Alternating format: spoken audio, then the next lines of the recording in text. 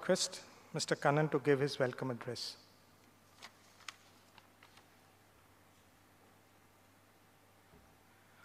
Thank you, Kalyan. Guru, friends, I don't really have an address. I just take 30 seconds to welcome Sadhguru and all of you to this building on this occasion. On a personal note, I had the privilege of meeting Sadhguru at Davos in 2007 when I'd gone for there as a young global leader.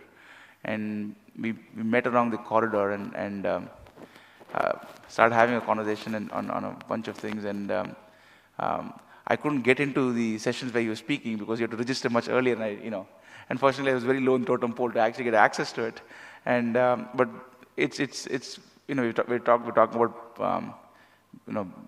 living out of the country and India, etc., etc. So I never realized within such a short period of time I'd be back here and we'd have the honor of having you in my current organization. I know I don't want to stand between all of us and hearing you, sir. So again, on behalf of the exchange and the members of the broader exchange family, it's really an honor and a privilege to have the pleasure of hosting Sadhguru at the BSE. Welcome and thanks again.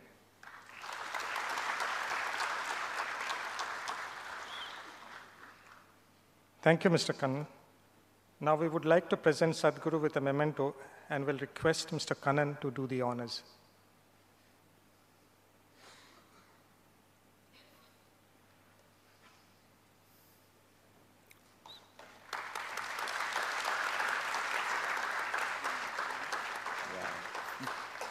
That's beautiful.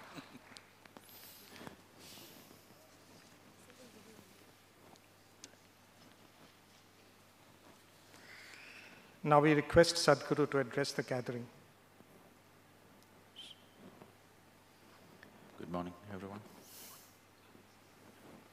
So, it's to be about wealth and well-being. Wealth could be well-being, but not necessarily so. Wealth is one of the basic ingredients which is necessary to create well-being. It's a very essential ingredient. But when a society or a nation goes through a spurt of wealth-making, people who are in the right places get to make use of it the best,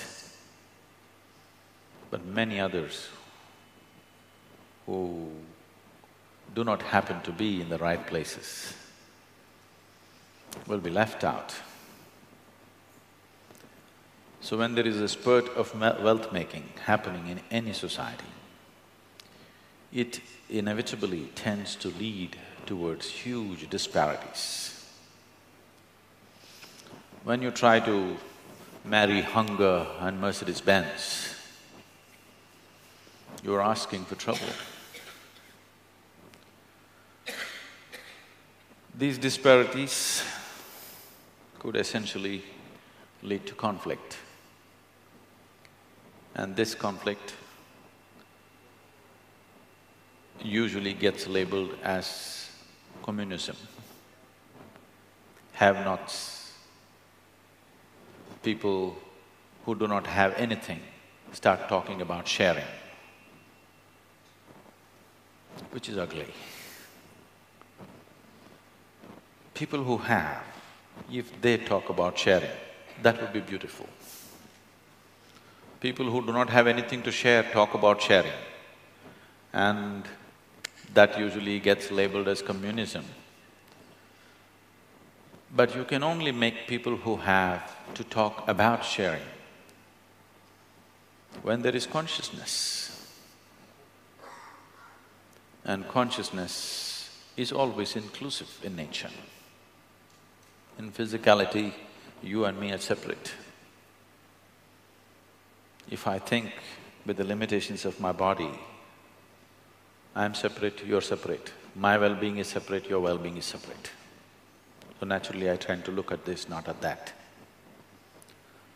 Consciousness is a dimension which is naturally inclusive. So along with wealth making, if inclusiveness is not brought in, it could lead to disastrous situations for any given society. Disasters, not necessarily because the crime and violence and discontent that it can breed. Disasters just because of the disparity. When one is overfed and another is hungry, I call that a disaster. When one is suffering hunger and another is suffering indigestion, I call that a disaster. So without the necessary consciousness of inclusiveness, wealth making could become disastrous. I hope we as a nation don't make that mistake. It cannot be leveled by some administration by passing laws. Okay, instead of paying 30% tax, you pay 90% tax. It's not going to work, you'll turn the whole society into criminals. It's only going to happen when we bring a certain spiritual ethos into the society. When I say spiritual, I'm not talking about following this religion or that religion. I'm talking about every human being in touch with something beyond his physical limitations will naturally bring inclusiveness into his way of existence. Without this inclusiveness, wealth making could bring more problems than solutions. So I hope we'll have the necessary humanity, wisdom and the necessary awareness to balance these two things so that wealth will lead to well-being, not to disastrous situations for ourselves and for others.